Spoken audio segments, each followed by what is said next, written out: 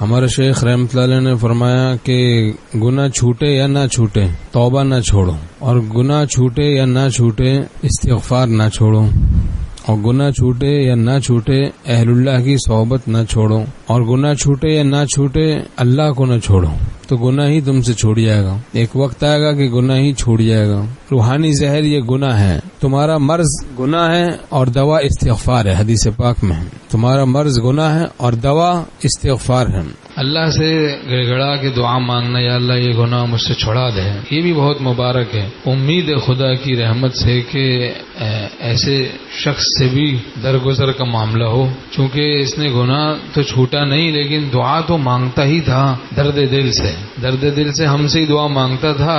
اللہ جب دیکھے گا ہم سے ہی دعا مانگ رہا تھا، چھوٹا نہیں اس سے، لیکن پھر امید ہے کہ اس کے ساتھ بھی درگزر کا معاملہ ہو جائے۔ نہیں چھوٹتی لت اگر معصیت کی، تو رکھ دے سر اپنا تو چوکھٹ پہ رب کی، کہ محبوب ہیں بارگاہ صمد میں، ندامت کے آنسو ندامت کی باتیں۔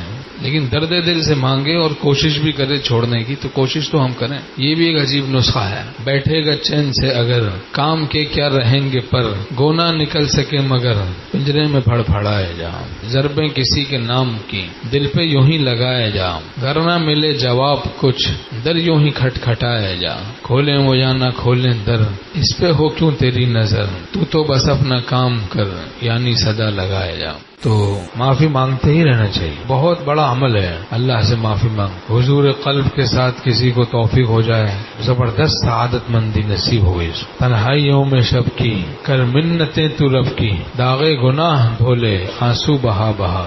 تو دو رکعت صلاۃ حاجت پڑھیں، آسان نسخہ ہے اصلاح کا۔ اللہ سے اپنی اصلاح کی تزکیہ کی بھیک مانگ، اللہ مجھے گناہوں سے پاک کر دے۔